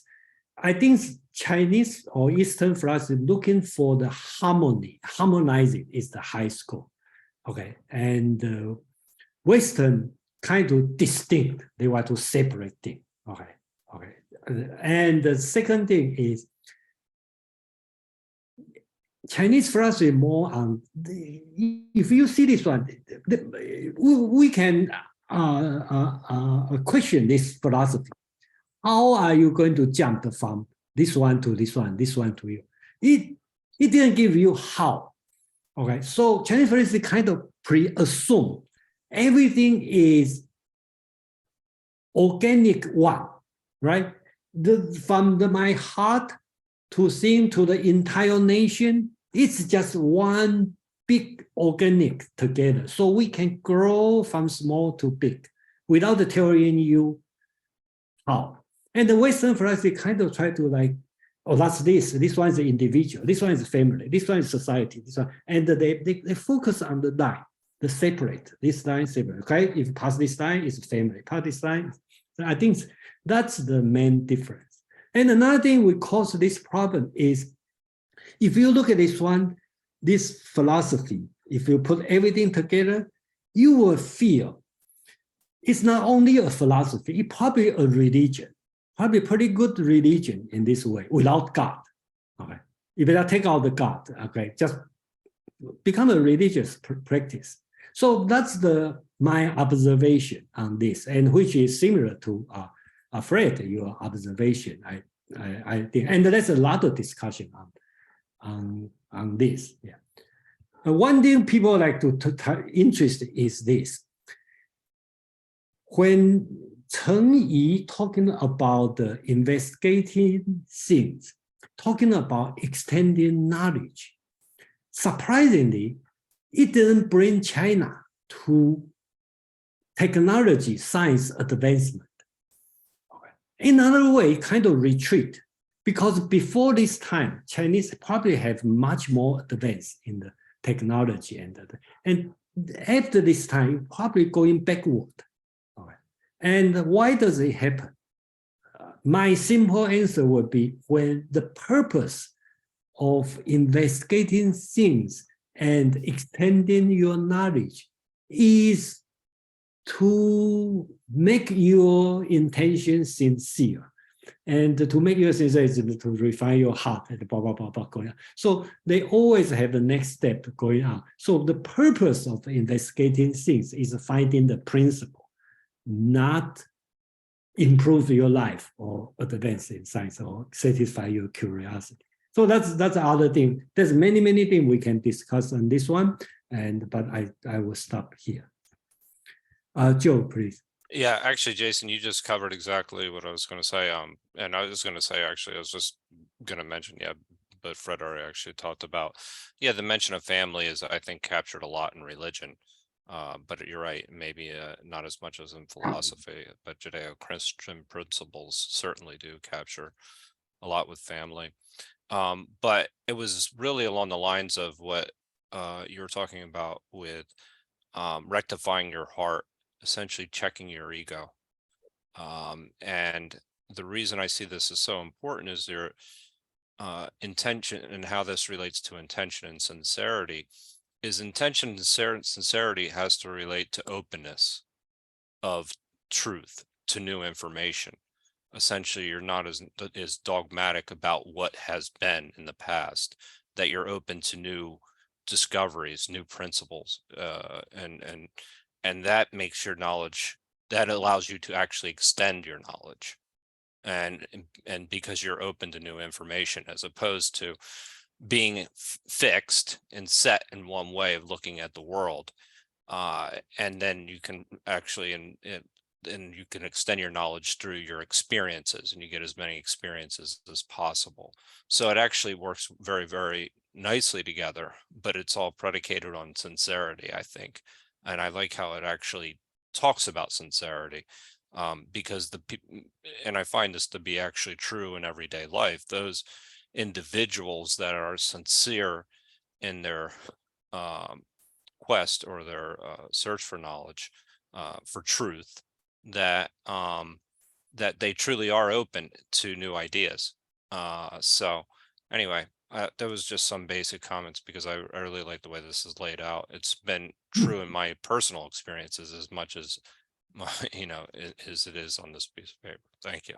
Well, thank you, Joe. Thank you for sharing your idea. And again, this text is, I think you can read it in many, many, many ways for personal philosophy. So personally, me, I kind of more interested on how does the logic go in.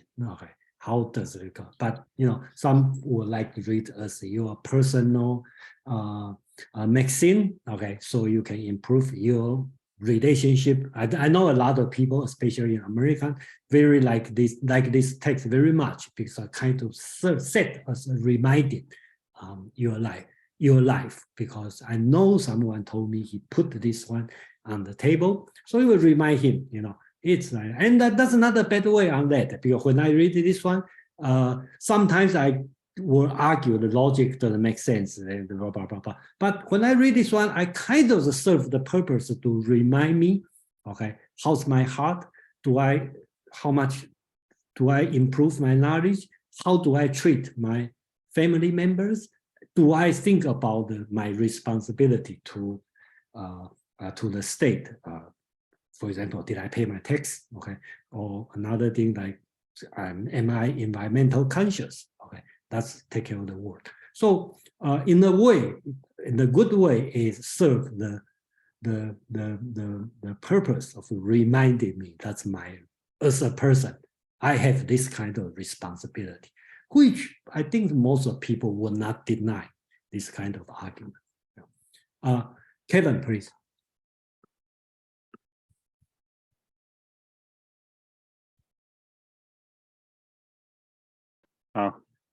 Thank you, Jason. Yeah, I would bring that page back. It's you mentioned maybe our from Western folks like that. Obviously, as an Eastern guy, I learned this last three: refining oneself, Shusen. The second one, harmonize family, 齐家, and the third one, governing well state, 平天下. That's still, obviously, I still remember, by my mind is day by day. That's if from the beginning, obviously from our modern knowledge, if I understand this chain, it's if you leave that slide, it's basically from beginning, from external to external. Mm-hmm. From external to internal yourself first. Basically, that's investigate thing, we learn thing from school, from parents, we growing up, extend our knowledge. From we do fail to doing to fail, then to doing and learning, keep That intention sincerely, this is important. What do you do with your knowledge you learned? For yourself, okay, you find for oneself. How about your family? Later on, you're going to form your family. How about your kids? How about your neighbor? How about your nation? So this is going to a little bit contradict or a little bit different of Western. For myself, my family, that's like a God. That's basic principle. Normally, for in Chinese valued, if you are you big rights, big official rights, you have big responsibility. It's not focused in your life. Even in Western, we have an interest for conflict. You try ignore that part. Then the second one, the fourth is rectifying heart and mind. That's another concept. 心是, 心 is heart, 是 is mind. It's inextricable. Can you be, if you have heart without mind, or you have mind without heart? That's about in each side. We are normally everything connected and to work together. Get that's in follow is as long as you got the knowledge, you got the experience, you got you call that's I'm going to serve for people. Then you can okay, do myself first. You try to prove yourself, my family. Eventually, we're going to reach to a happy state.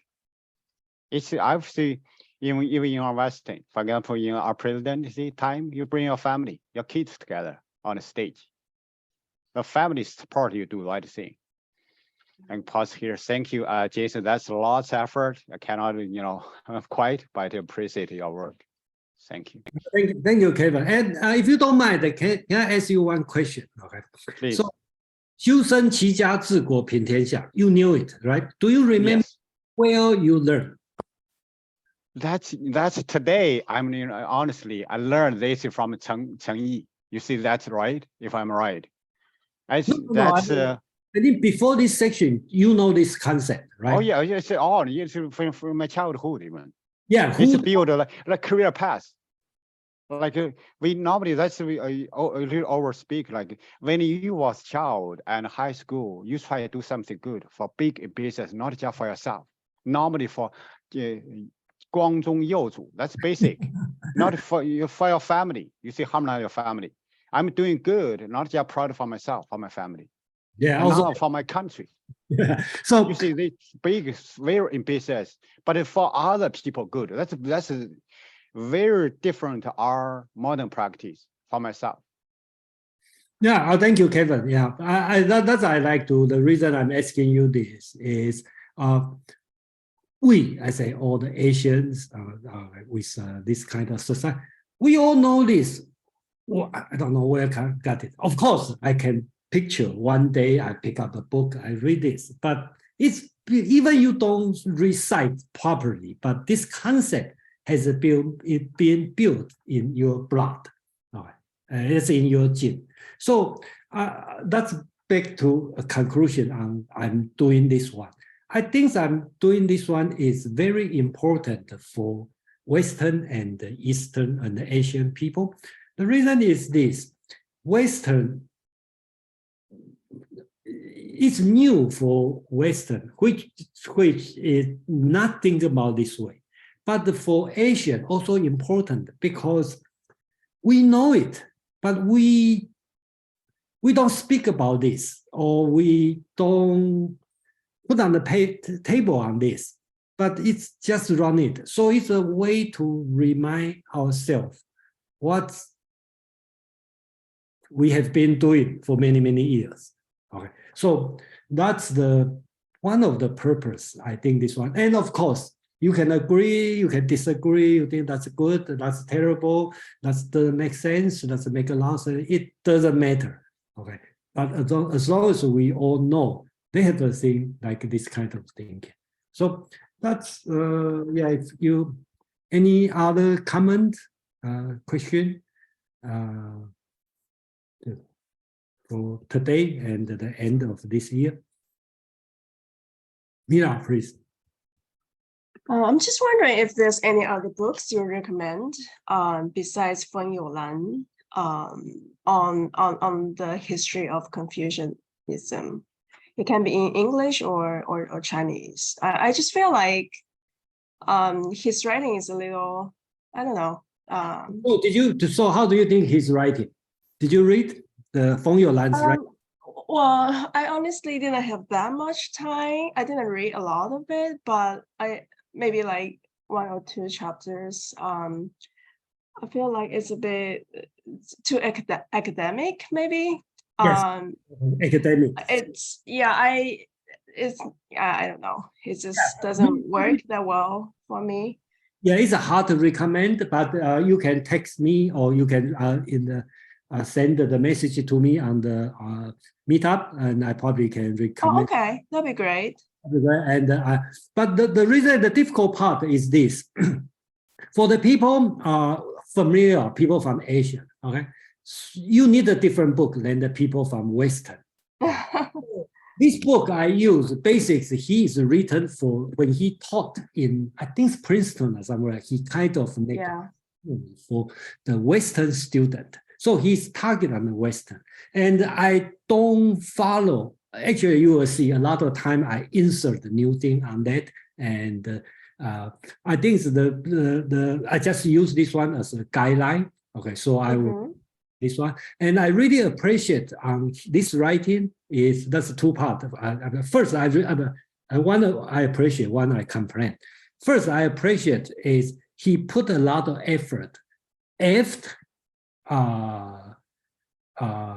Confucius, after the Qin dynasty. So most of the people, most of Chinese or Western scholar talk about Chinese philosophy, probably only limit on the prior to Qin dynasty. That means warring state and spring and autumn, right? They talk about 6 schools: legalism, Taoism, Confucianism, Zhuangzi, all this kind of school. But it looked like after that, for 2,000 years, nothing happened in China or in the entire Asia. I know, that's why I find the Neo-Confucianism, the Cheng Yi, I find it really fascinating. But I feel like I didn't fully understand all the concepts. So yeah, I'll text you. I'll send you. Yeah, I need some recommendations. The additional reading. The difficulty here is this: when we look at the Christian philosophy, right? It's unfair to say, oh, they are Christian. Okay, if you want to separate St. Augustine and Thomas Aquinas, and then let's say Bonaventure, okay, they have like recently Karl Barth, okay, the New Testament, Lutheran, Calvinism, okay, Puritanism, Quaker, okay, they all Christian, but they all have the different, and some are very close, right? How does Franciscan school different than Dominican school, okay, which bring to I think it's Bonaventure and Thomas Aquinas, they have the difference, okay? So I think that's the difference we are talking about. And just to answer Mira's question, if you just set the whole package, I see, they are Confucianism. So that's, of course, for 2,000 years, nothing happened. Just like if we say Western philosophy, they are Christian, okay? That's nothing happened, okay? So it really depends on how much detail you want to go through.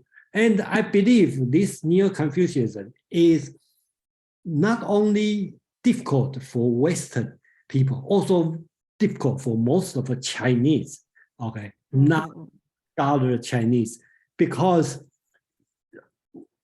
people receive the education is only take the final result. Just like most of the people in America, let's say ask any Christian, right?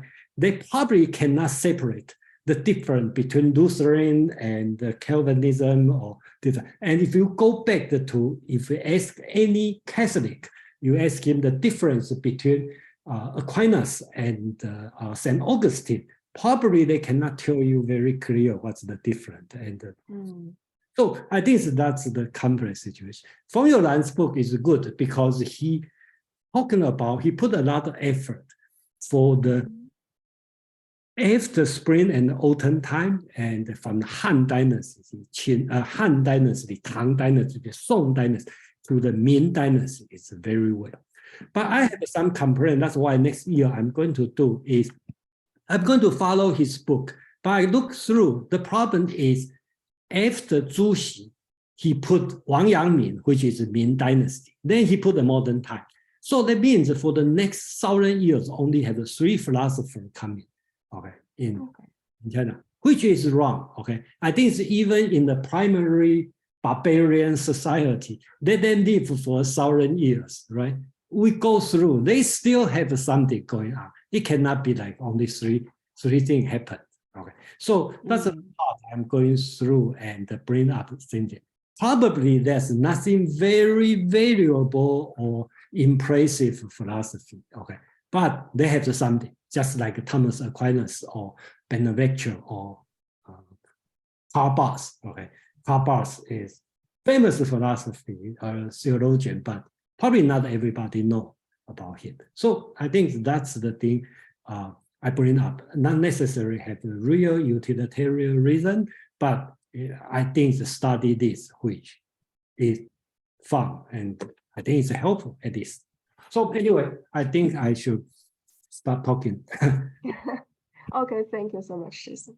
Thank you, everyone. And then I make through for the whole year, and I'm very happy. And then Thank you. Thank you, everyone, for being supporting. And then we still have a lot of people here. So Thank you, Jason. Yeah, thank you for a wonderful year, Jason. Thanks, Jason. Look forward to next year. yeah, so No more meetings until next year? until next year. Yeah. Okay, thank you. All right, great. See you guys, and then see you sometime. Yeah, Someday. take care, Jason. All right. Okay. Bye. Thanks.